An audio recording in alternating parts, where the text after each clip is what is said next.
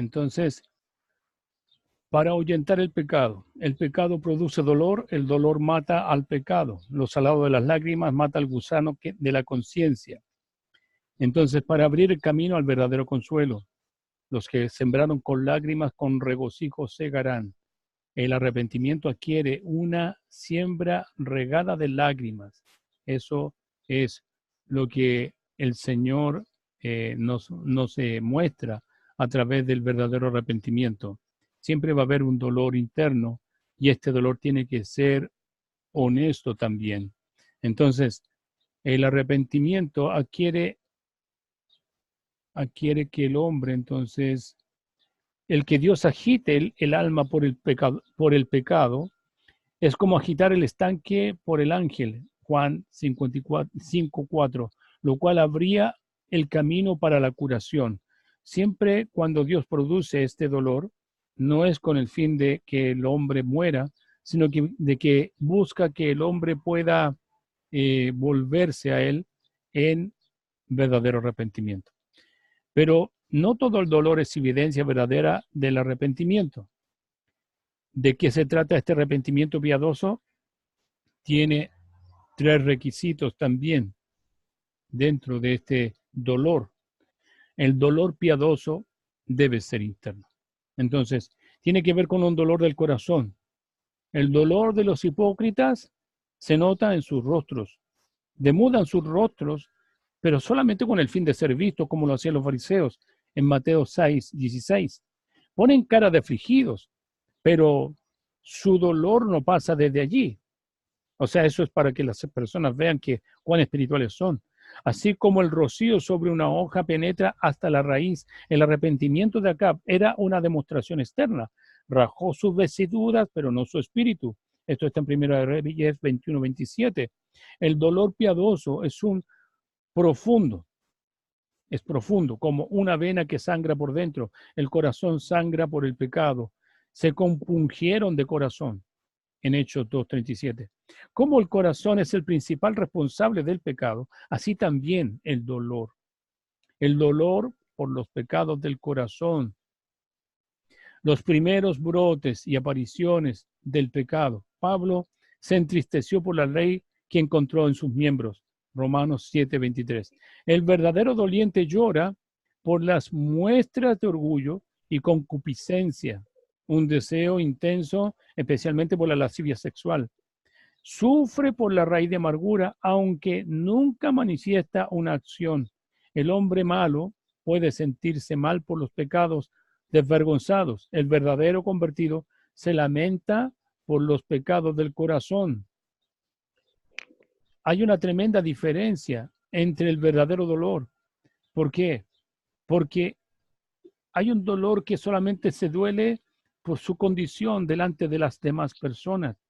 Y el verdadero dolor es aquel que se compunge por su posición delante de Dios, que Dios lo está mirando constantemente y que su problema no es con el resto del mundo, sino que realmente su problema no tiene que ver con su apariencia delante de los hombres, sino que su problema tiene que ver con su apariencia delante de Dios. Ese es el verdadero dolor. Aquel que toma en cuenta a Dios y su gloria, aquel que toma en cuenta a Dios y su santidad.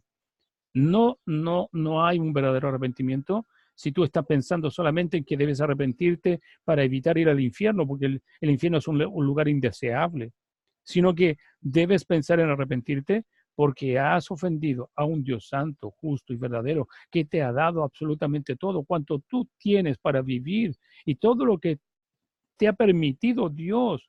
Eso ha sido su misericordia y su gracia sobre nuestras vidas. Entonces, el dolor piadoso es honesto. El dolor piadoso es honesto. Es un dolor por la ofensa más bien que por el castigo. ¿Te das cuenta? Haber ofendido a Dios. La ley de Dios ha sido quebrantada. Su amor maltratado. Eso es importante. El valor que puedes dar a Dios. El valor que nosotros le damos a Dios. O sea, si estamos realmente valorizando al Dios del cielo o estamos valorizando más a nosotros mismos. Nuestra fe es yo-céntrica o cristocéntrica. En este caso, ¿Por qué? Porque estamos más preocupados de nuestra apariencia que de nuestro Dios en sí. Y ese es el cambio, el ver con mayor claridad y tener una, ¿cómo podríamos llamar? Una valorización adecuada de la gloria de Dios y una desestimización, desestimable, mi gloria, mi presencia. Entonces, esto deshace deshace lágrimas el alma. El hombre puede lamentarse, pero no arrepentirse. El ladrón se lamenta cuando lo apresan, no porque haya robado, sino que porque tiene que pagar por su culpa.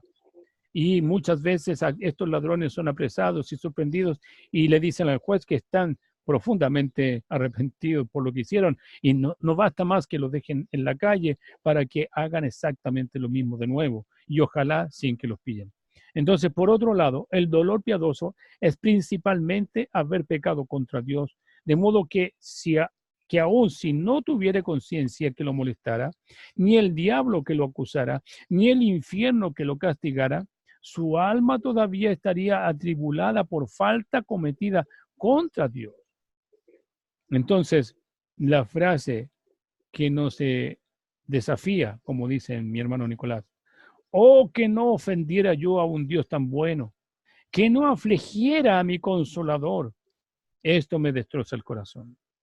Realmente, por ahí dice, no contristéis el Espíritu Santo, ¿cierto? Y eso va para creyentes. Muchas veces vivimos pensando en que no importa cómo vivamos, no importa porque estamos bajo el tiempo de la gracia, como algunos piensan, y creen que la gracia entonces es licencia para el pecado, y eso es completamente y absolutamente falso. La verdad es otra. La verdad es que la gracia que actúa en nosotros nos va a llevar a esto, a amar a Dios por sobre todas las cosas y a evitar afligir a nuestro consolador. Esto debe destrozar el corazón de un creyente y llenarlo de lágrimas. Entonces, otra característica del dolor verdadero es que el dolor verdadero es piadoso. Es un dolor piadoso que confía. Está entremezclado con la fe. El dolor espiritual hunde el corazón si la polea de la fe no lo levanta. O sea, en un momento puedes tener conciencia de tu pecado, tienes conciencia de la santidad de Dios y lo único que quieres es desaparecer delante de la presencia de un Dios santo. Pero este dolor, cuando es un dolor piadoso, tiene fe, tiene confianza en la promesa de Dios, del perdón que Dios puede otorgar. El dolor espiritual hunde el corazón si la polea de la fe no lo levanta. Así como nuestro pecado está siempre delante de nosotros, debe estar también la promesa de Dios delante de nosotros. ¿Y cuál es la promesa? Que si vas y muestras tu pecado, dice Proverbios, el que muestra su pecado alcanza misericordia. Tiene Dios compasión de aquel que se arrepiente y siente dolor por su pecado. Porque por ahí el salmista David dijo, al corazón contrito y humillado, no despreciarás tu Dios. Sabemos muy bien que inclusive ese mismo arrepentimiento no es producto de nuestro propio conocimiento o no es producto natural de nuestro corazón, sino que realmente es un producto de una fuerza ejercida por parte del Espíritu Santo, ese poder bendito de que convence de pecado, de justicia y de juicio. Entonces, eso es lo que nos va a compungir y nos va a llevar al arrepentimiento, porque es obra de Dios, obra del Espíritu Santo, sacar nuestra venda de nuestros ojos y darnos a entender el dolor que debemos sentir por el pecado que tenemos delante de Dios. Entonces, el dolor piadoso también es un dolor grande, no es un pequeño dolor. Va a ser un asunto que para toda la vida vamos a tener en cuenta el día en que el Señor hizo que nosotros nos arrepintiéramos. En el gran día del llanto, como el llanto de Hadadrimón, Zacarías 12:11. Dos soles se pusieron aquel día que murió Josías. Dos soles se pusieron es una referencia al atardecer natural y a la pérdida de un gran rey. Hubo gran llanto fúnebre a este extremo tiene que hervir el dolor por nuestro pecado, por nuestra maldad. Entonces, una quinta característica del dolor verdadero. El dolor piadoso, en algunos casos, va acompañado también de restitución. Restitución. ¿Qué es restituir? Es que si has cometido una falta contra la propiedad de otro por medio de tratos injustos, fraudulentos, debe conscientemente hacer restitución, devolver. Hay una ley específica para esto y comenzará enteramente el daño, compensará enteramente el daño y añadirá sobre ello la quinta parte y lo dará a aquel contra quien pecó. Números 5:7. Era parte de la ley de Dios, la restitución. Si en un momento te quedaste con una vaca que no era tuya, vas a tener que devolver la vaca y más encima una multa de 1/5 del valor de la vaca. Por ello, Zaqueo hizo restitución. Si en algo he defraudado a alguno, se lo devuelvo cuadruplicado. Entonces, eso fue la expresión de Zaqueo. Eso es restitución. No tan solamente decir, me equivoqué y listo, y se acabó. Zaqueo pudo haber dicho eso, Señor, sabes, estoy tan triste por toda la maldad que he hecho, con toda la gente que le he cobrado de más, porque claro, eso era mi sueldo. Entonces él dice, yo me arrepiento, pido perdón, y si en algo he defraudado a alguno, se lo devuelvo cuadruplicado. Entonces, el dolor verdadero también está acompañado de restitución. También el dolor piadoso es duradero. No es un dolor que solamente te va a costar un poquito de tiempo. Vas a escuchar solamente una música y va a ser suficiente para que tú puedas entonces arrepentirte. El dolor piadoso es duradero. No tiene que ver con derramar unas pocas lágrimas por emoción, como cuando estábamos niños y nos sorprendía nuestra madre y nosotros decíamos nunca más, mamita, y llorábamos un poco, pero a los minutos después estábamos haciendo exactamente lo mismo. Algunos lloran a mares durante un sermón, pero es como el chaparrón de primavera. Pronto pasa o como abrir una llave de agua y pronto uno la cierra. El verdadero dolor tiene que ser habitual. Oh cristiano, la enfermedad de nuestras almas es crónica y con frecuencia recurrente. Por tanto, nosotros tenemos que aplicarnos continuamente curaciones por medio del arrepentimiento. Tal es el dolor, es para con Dios verdaderamente piadoso. Entonces, dentro del sentir el dolor por el pecado, tenemos estos 6 características del verdadero sentimiento de dolor por el pecado. No es tan solamente decir cuánto me duelo por haber hecho esta maldad, sino tiene que estar acompañado de estos elementos también. Ahora llegamos a algo que muchas veces creemos entender, que es la confesión del pecado. La confesión del pecado. Y creo que muchas veces nosotros cuando hablamos de confesión de pecado, relacionamos inmediatamente nuestra herencia católica romana, como latinoamericano que somos. Posiblemente nunca hayamos sido católicos, pero por cultura todos sabemos que la Iglesia Católica Romana, tú debes confesar tus pecados al sacerdote. Y confesar es contar cuántas maldades has hecho. El sacerdote tiene que escuchar todo tipo de maldad y que después el sacerdote te da una situación que se llama absolución si es que acaso hace la penitencia que él te obliga a hacer por causa de tus maldades. Entonces, usted se portó mal, vaya para allá, diga tantos Padres Nuestros, otras tantas Ave Marías, y luego da una ofrenda y estamos listos. Puedes irte sin ningún problema. Entonces, esa situación es completamente, ¿cómo podríamos llamar? Falso. Entonces, ¿de qué realmente trata la verdadera confesión? También hay ingredientes acerca de esta verdadera confesión. tengo algún problema técnico. Voy a tener que apagar y encender. Entonces, primero, la confesión debe ser voluntaria. Ninguna confesión puede ser coercitiva.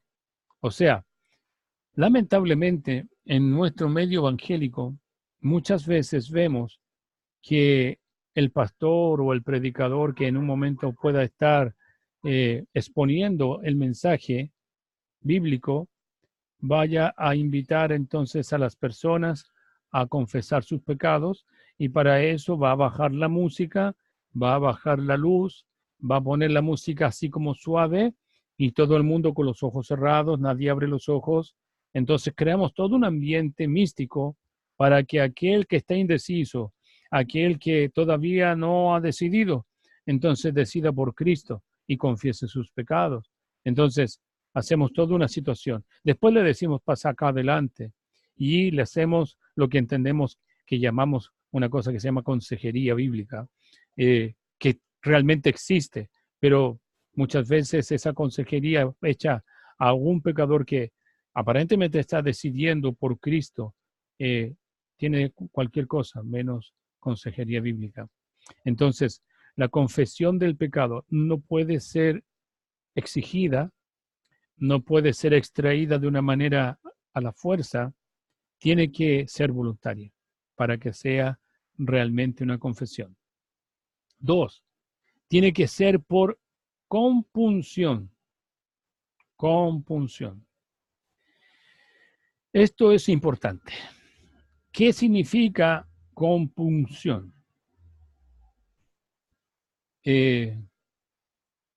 La diferencia entre un arrepentimiento verdadero y uno falso puede ser una sola letra. Y puede ser la palabra atricción. Atricción y compunción es la otra. Y cuando tenemos una atricción, es un dolor externo que está creado por un ambiente que no es natural, sino que es un ambiente creado para que vayas y confieses tu pecado. En cambio, la compunción viene desde dentro hacia afuera y es producida por el Espíritu Santo. Una sola palabra puede decidir todo el arrepentimiento. Tiene que ser por compunción, tiene que ser llevada por aquel dolor hacia el pecado, entonces lo vas a confesar. La confesión debe ser sincera. Es imposible tener una confesión que no sea sincera. Ahora, si confesamos sin sinceridad, ¿a quién estamos engañando? ¿A quién vamos a engañar? ¿A Dios? Jamás. Jamás vamos a engañar a Dios. Nunca. Entonces, la compunción es parte de lo que Dios obra en nuestro corazón y esa gracia hace que podamos entonces llegar al arrepentimiento verdadero. Luego de nuevo se me estuvo aquí, sí. Oh. Entonces, imagínate estar delante de Dios y confesar. La pregunta es, cuando confesamos nuestros pecados, ¿le dijimos a Dios, aparte de contarle todo lo que hicimos, que nunca le contamos todo, le dijimos a Dios cuánto hemos disfrutado de ese pecado? Entonces, si no somos capaces de reconocer que gozamos con el pecado, ¿qué clase de confesión es la que estoy haciendo? ¿Realmente es una confesión verdadera? ¿O tiene que ver con una confesión que solamente quiero convencerme o quiero solamente, ¿cómo se llama? Llevar a mi conciencia solamente y tranquilizarla? La confesión también debe ser auténtica, no falsa, no falsear la confesión. Debe ser desde el origen del pecado. ¿Cuándo empezaste a aceptar ese pecado como bueno dentro de ti? Desde ese momento debe ser confesado. Ahora, cuando nosotros vamos a hacer una confesión bíblica, la confesión bíblica va a contener el siguiente elemento. No es relatar con lujo de detalle las maldades que yo haya hecho delante de Dios, porque Dios ya conoce toda mi maldad. Eso realmente quizás hayan detalles que a mí se me vayan. Entonces Dios podría decirme, mira, se te olvidó esta parte. La verdad es que debe ser un dolor intrínseco por toda la maldad y por todo el pecado desde su origen. Entonces, para que haya una real confesión, vamos a mirar el pecado que vamos a dejar delante de Dios desde un punto de vista, desde el trono de Dios, desde el ladito del trono de Dios. Y Dios, ¿qué es lo que hace con el pecado? Dios aborrece el pecado porque su carácter de santidad no permite el pecado. Entonces, nosotros tenemos que ponernos del lado de Dios para mirar nuestro pecado y aborrecer el pecado de la misma manera como Dios lo aborrece. Eso es parte de una confesión verdadera y auténtica. Eso es parte fundamental, porque si no aborrecemos el pecado como Dios lo aborrece, ¿sabe qué? ¿En qué vamos a terminar? Repitiendo nuestra maldad. En eso vamos a terminar.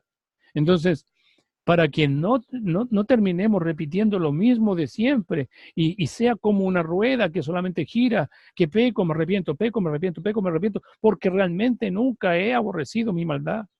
Entonces, la verdadera confesión también nos va a llevar, después de aborrecer el pecado, a dejar el pecado, a dejar, abandonarlo. J.C. Riley tenía una frase que no es muy popular y que a mucha gente no le gusta. Pecado perdonado, pecado abandonado. Ahora, podrá ser a lo mejor muy drástico, fue demasiado severo, pero es así. Si no estamos dispuestos a abandonar el pecado, quiere decir que todavía lo amamos. Y estamos amándolo más que al Dios Santo, bendito y maravilloso, que nos quiere perdonar.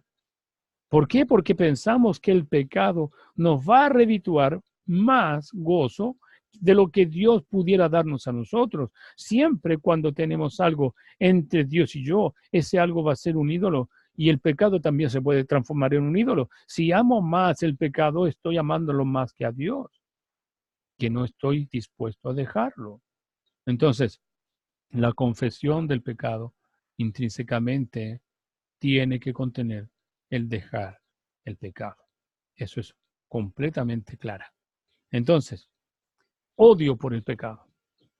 Ese es el otro elemento del arrepentimiento. ¿Desde dónde debe ser el odio por el pecado? Desde el espíritu del hombre.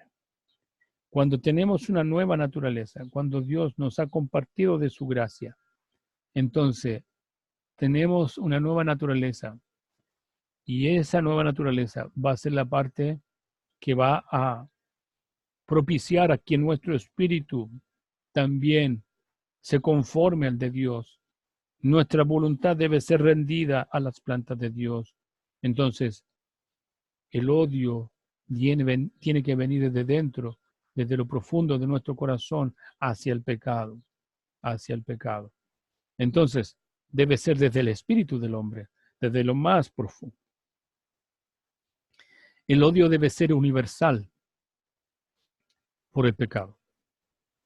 No hay pecado que sea chico delante de Dios. No hay pecado que pudiera ser más decente que otro. No hay pecados veniales. Ustedes se imaginan que puede decir venial, o sea, que no es tan grave o que no te va a llevar al infierno. Cuando la palabra de Dios en Romanos 6 y versículo 23 dice que la paga del pecado es muerte. Ahora, para Dios hay pecados pequeños. Si podemos darnos cuenta que tanto dice que el mentiroso como el borracho el ladrón como el homicida no entrarán en el reino de los cielos. Inclusive, ni los cobardes van a entrar en el reino de los cielos. Eso es lo que dice la palabra de Dios. Entonces, ¿la cobardía es un pecado? Parece que sí, porque Dios dice que ningún cobarde va a entrar al reino de los cielos. Entonces, ¿cuántos de nosotros consideraríamos la cobardía como un pecado y que nos puede excluir del cielo? Entonces, el odio sobre el pecado debe ser universal. Y es en contra de todas sus formas, toda expresión de pecado, verbal o de acción, inclusive de pensamiento, porque el Señor Jesucristo habló de que el pecado no se concretaba solamente con la acción, sino tan solamente del momento que nosotros lo aceptamos en nuestra mente como algo natural. Ahí está el problema. El problema es ese. Cuando el Señor Jesucristo dice, pero para arrepentirte, entonces debes odiar el pecado en todas sus formas. Debes ser implacable al momento de odiar el pecado. Implacable. Implacable que no tiene consideración con el pecado. Mentiras rosadas, mentiras blancas, mentiras moradas no existen. Son mentiras, nada más. Y son pecados. Ningún mentiroso entrará al reino de los cielos. Ningún mentiroso. Entonces, en ese aspecto no podemos hacer otra cosa más que entender que nuestro pecado y nuestro odio hacia el pecado debe ser implacable. No podemos tener consideración con el pecado. No podemos tener consideración. La verdad es que el odio por el pecado no le es indiferente el pecado en los demás cuando se manifiesta en otras personas. O, por ejemplo, mismo en la sociedad. ¿Ustedes creen que Dios tiene como indiferencia por el pecado del aborto que hacen sociedades enteras, que han legalizado esta práctica, que la han hecho legal?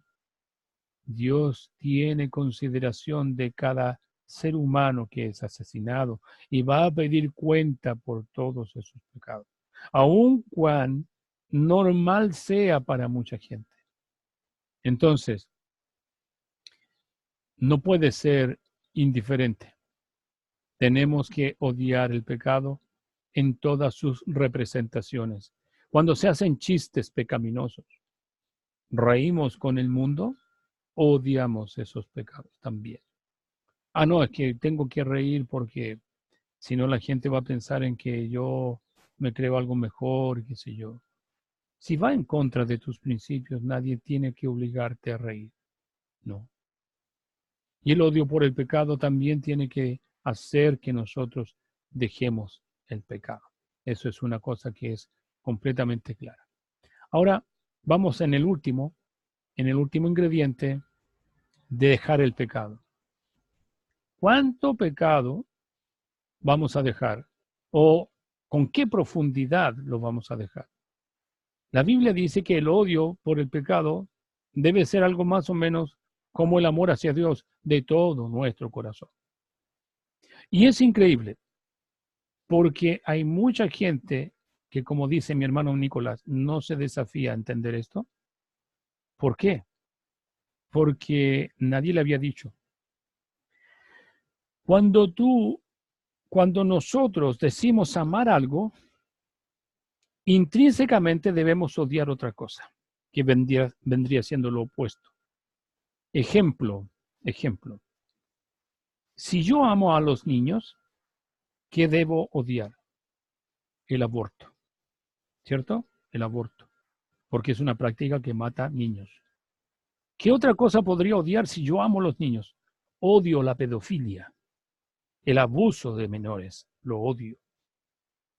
El asesinato de menores también lo odio. Aborrezco todas esas prácticas y también a los que lo practican. porque obviamente no es un asunto solamente que el pecado sea algo así etéreo o filosófico. Hay alguien que lo está ejerciendo. Entonces, de todo mi corazón, aborrecer el pecado, de todo mi corazón. ¿Cuánto pecado debemos aborrecer?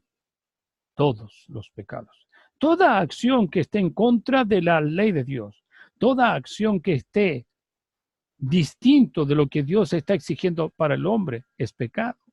El pecado es errar la ley, no cumplir con la ley de Dios, no cumplir con el modelo de Dios, no cumplir con el asunto de poder alinearnos con Dios, alinearnos, o sea, estar del mismo lado que Dios está en relación con el pecado. Y obviamente Dios, tanto los pecados que nosotros le llamamos pequeños, como podríamos llamar, haciendo una idea, la envidia, la maledicencia, la detracción. Ah, no, si eso es un detalle.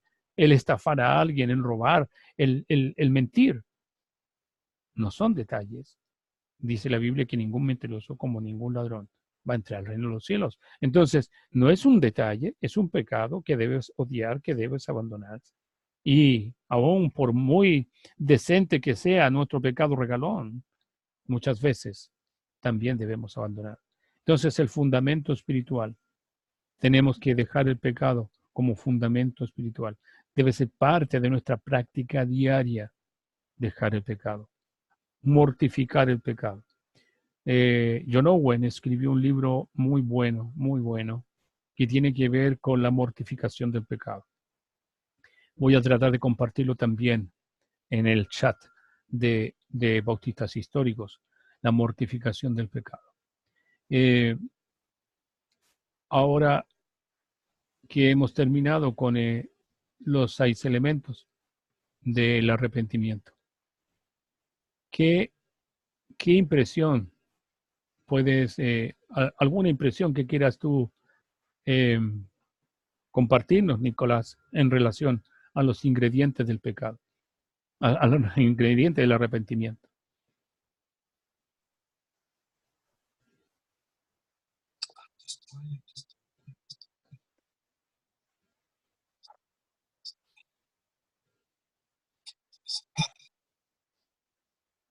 Muy bueno, muy eh, educativo para mí estos 6 ingredientes del arrepentimiento, ¿no? Eh, digamos que yo solo conocía el punto 3, con sus 6 explicaciones, la confesión del pecado, pero no conocía los otros 5 puntos sobre los ingredientes del arrepentimiento. Amén. Entonces ha sido algo provechoso, por lo menos, lo que hemos estado conversando. Provechoso, me ha edificado y lo voy a usar. Gloria a Dios. Siéntete con la libertad de usarlo y compartirlo las veces que tú quieras, porque yo creo que, sinceramente, todo esto nació de las veces que pude compartir en la congregación en la cual yo participaba y me daban oportunidad de predicar. Y empecé a pensar que era lo más importante, que había que por lo menos tener un fundamento para poder empezar a edificar la congregación. Y dije, el mensaje del Señor tenía 2 palabras importantes: arrepentimiento y convertimiento. Y estuve en eso, por lo menos, creo yo, en 10 oportunidades que pude predicar, predicando sobre primero arrepentimiento y luego convertimiento. A lo mejor para muchos es demasiado, 6 o 7 exposiciones sobre ese mismo tema, pero creo, sinceramente, que hay mucha, hay mucha ignorancia, mucho desconocimiento de estos temas que para muchos son muy básicos y dicen, vas a hablar de arrepentimiento, pero sí, ya nos hemos arrepentido. Pero cuando tú te detienes en esto que expuso Thomas Watson y lo aplicas a tu vida, empiezas a entender de que a lo mejor hubo un intento de arrepentimiento, pero todos estos otros elementos también tienen que estar presentes. Entonces, De ninguna manera tampoco es con el fin de aplastar a nadie, sino que la idea es que las personas puedan visualizar de manera global y también particular todo lo que tenga que ver con el arrepentimiento, para que asimismo nosotros nos probemos si acaso estamos o no en la fe. No es una situación de querer poder, a lo mejor, como dicen algunos, mirar la paja en el ojo ajeno, o por qué me está juzgando usted, hermano, a mí. No, no se trata de eso. Se trata de que en una oportunidad, cuando leí este sermón, me impactó tanto y fui tan profundamente impactado que creo que es importante que otras personas también escuchen la misma verdad. Eso es, de ninguna otra manera. Porque no hay ninguna otra intención, sinceramente, de exponer algo que, que pudiera servir de alguna bendición. Eh, sé y por eso puse la fuente. Esto no lo descubrí yo, lo hizo el hermano Thomas Watson en su momento. Y gracias a Dios por su vida y por compartirnos a nosotros esa bendición en un sermón escrito y que haya llegado a nosotros porque originalmente estaba en inglés. Entonces, todas esas bendiciones fueron parte de la providencia de Dios para que tú y yo, después de haber, él estaba en el año 1600, estamos en el año 2019, podamos estar conversando de lo mismo. Increíble. Después de 400, un poco más de años, poder estar hablando de lo que él hizo. Entonces, considero que un impacto como ese es digno de poder publicar y dar a conocer. Hermana Pamela, ¿tienes alguna posibilidad de compartirnos alguna impresión? ¿Aló? ¿Me escucha? Sí, completamente. Me cambié de teléfono y parece que este sí funciona el micrófono. Qué Sí, bueno. hermano Valentín, mientras ustedes contaba todo esto de los pasos, los ingredientes del arrepentimiento, yo por lo menos repasaba así el ejercicio los pecados que uno comete y cómo uno de manera automática va pasando por cada uno de estos pasos, y eso me parece maravilloso. Y esto es una prueba de que el Señor está en uno y de que uno, más allá de lo pecador que puede ser y de todos los errores que puede cometer, el Señor le habla a través de su Espíritu Santo, y eso es maravilloso. Gloria a Dios. Pensaba en mis pecados Gloria a y Dios. cómo uno automáticamente va pasando por cada uno de estos pasos.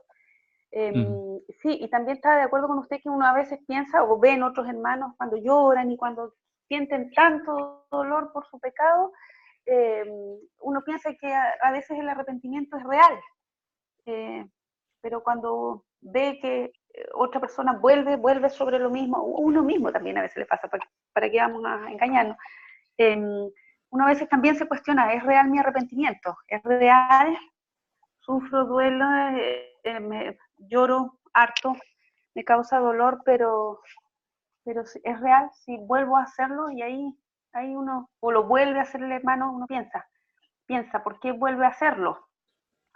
Cuando el arrepentimiento requiere también corrección del pecado. Correcto. Y si ha causado tanto dolor, uno vuelve a hacerlo. Entonces ahí ahí como que me confundo a veces. ¿Por qué lo hago de nuevo? Y vuelvo a sentir el mismo dolor y todos los pasos ahí que usted describía, y wow, hay pecados difíciles, hay cosas difíciles de corregir. Hay pecados regalones que están en uno y que cuestan más que otros, ¿no? Entonces ahí estaba yo, pensaba y al mismo tiempo decía, wow, qué contradicción, qué difícil comprender por qué uno vuelve a hacer cosas. Otros no, otros son más fáciles, ¿no? Uno los corrige y ya no los vuelve a repetir, pero hay otros que vuelve a repetir. Y Ahora, ahí viene como la creo duda, yo, ¿por qué lo hago de nuevo? ¿Por creo qué lo yo hago de que nuevo? sí, hay dos peligros. Hay dos peligros en esto del arrepentimiento.